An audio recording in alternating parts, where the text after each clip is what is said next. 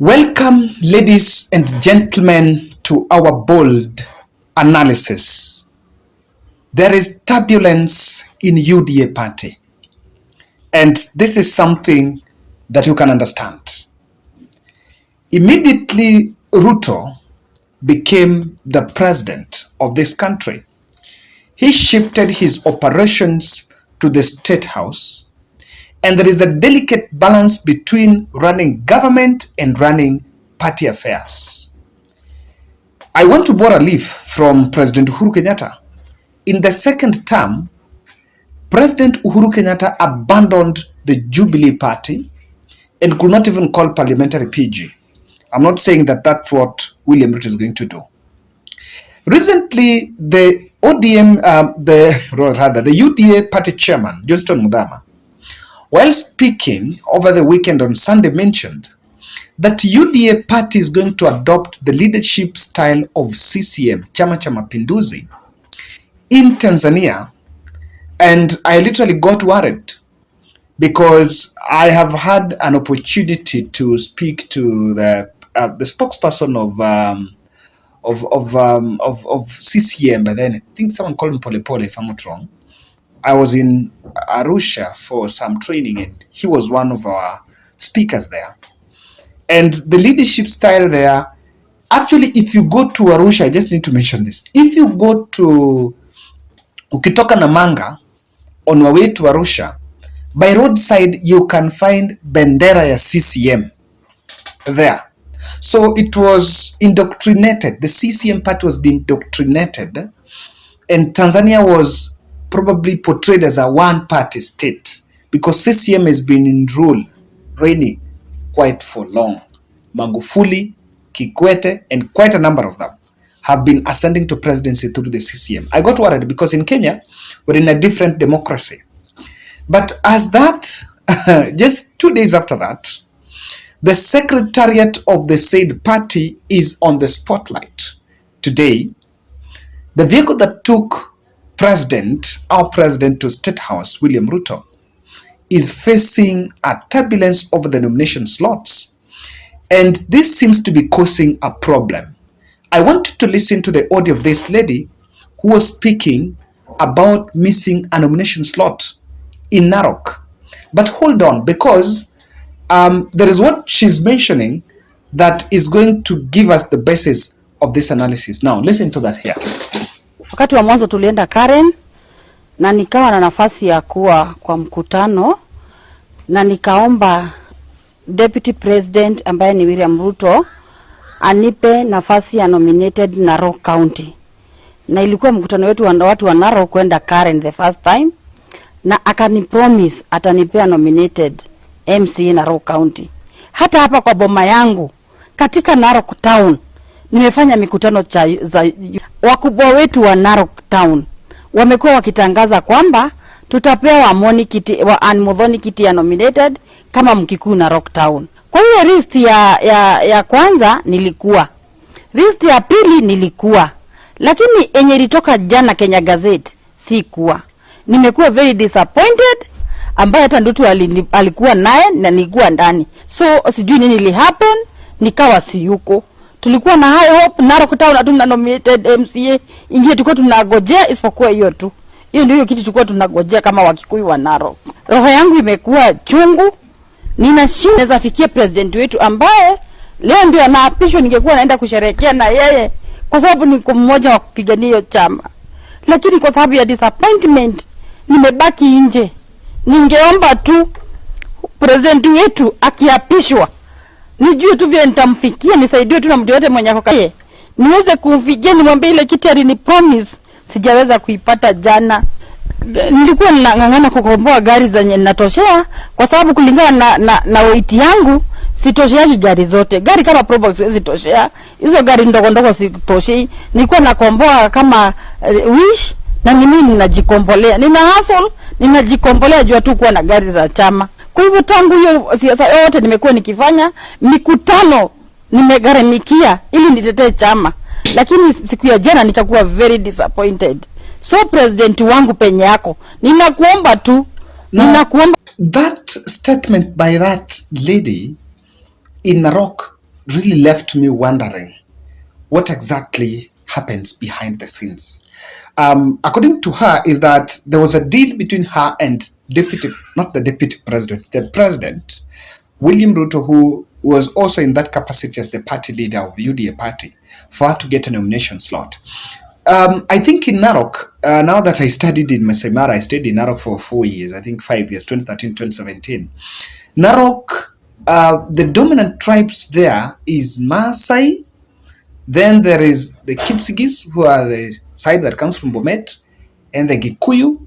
But then, because of the university there, the students, are from different tribes. So there is also a bit of the dots of other tribes that are there, even the Luo and the Kisias, who are mostly the majority. So what I could see here is this was a negotiated democracy within that place to maybe let even the GEMA, or rather the Kikuyu community that are staying, and most of them are there doing business, by the way, wengi ndio wanauza hizo soko za hapo, for them to have a stake into the county, in the county assembly, by getting that nomination slot to maybe represent the business interests there.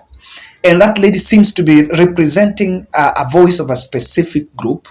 Perhaps this could be good because apart from even helping the presidential vote, it could also help the governor vote. Because remember Lentutu, I think Lentutu won against Kenta. The case is in court, so I don't want to go beyond that. But Ontutu, who was the governor candidate for UDA, could easily negotiate with the GEMA communities that are within that place to support him and even get that nomination slot. It could work in the interest of the governor. And it's a bit strange or different. But for me, I think many people see Rigathi Gachagwa's key interest on Kikuyu as a bit not nationalist. But what I'm seeing that lady is something that is so much something that Rigathi Gachagua agitated for. When Rigathi Gachagua went to campaign in Nakuru, at one point he said, I want to talk to Kuyus who are staying here. The same thing was done in Uasin Gishu. Somewhere in Kajiado, he was also talking to Modo Wanyuba there. And I can tell you that he was so much categorical on the interest of Kikuyus in each and different places. Now, if I don't want just to cast aspersions and just make naked statements, I want you to listen to this. He once spoke at some event. I think this could be in Rift Valley. Now, listen to that, because Rigathi seems to have made an agreement with the GEMA members of GEMA community who are staying in these towns to support maybe the government, or rather to support a candidate with some negotiated democracy. And this is, to me, it might be seen as tribalistic, but it's what built the grassroots support of UDA in some of these towns, because there was that special identity. And this was lacking on Azimio la Umoja. I don't want to support that this is the best way to gather votes, but if it can give you what you need, then why not? There was a special interest for the GEMA members who are staying in different towns. In different towns, this was coming out. And I think it was a strategy that the UDA team were using. It's something that became out technical. And Rigathi Gachagua brings it out in this clip here. Niseme nikiwa hapa leo, for the next 100 years, hakuna mtu atakuja kati ya jamii ya Wakikuyu na Wakalenjin. Na ile safari Uhuru Kenyatta walianza na William Ruto 2013 ya kutafuta amani, itaendelea na William Ruto na Rigathi Gachagua na huko mbele. I got that.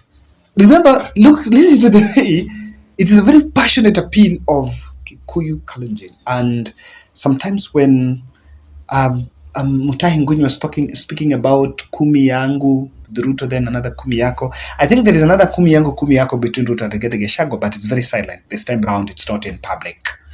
But I think there is something.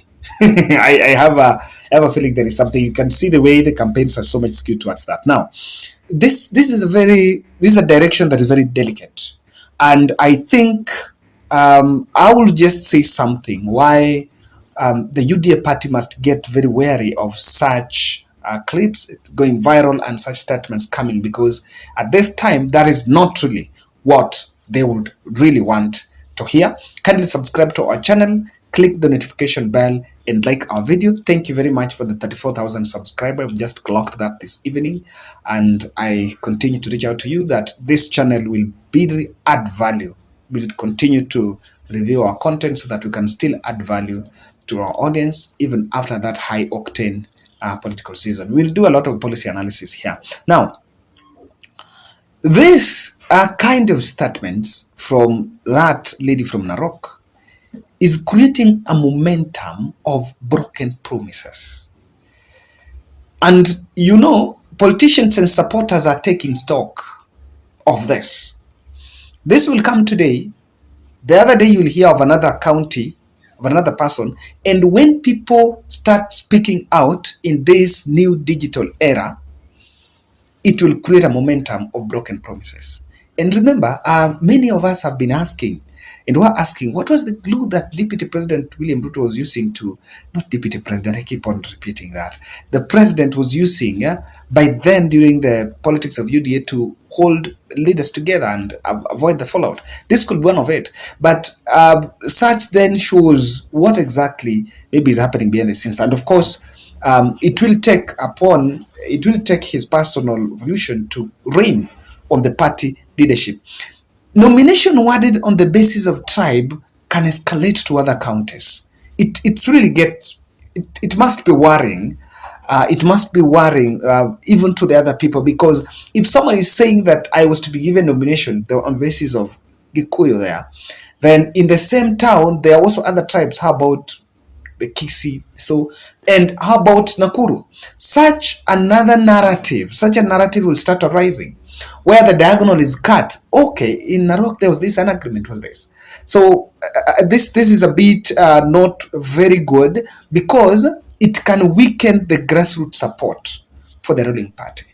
With such coming now at this moment, people now feel a sense of entitlement, and this was not, and this party was not for us. That indoctrination goes down, and also it deflates the democracy pitch.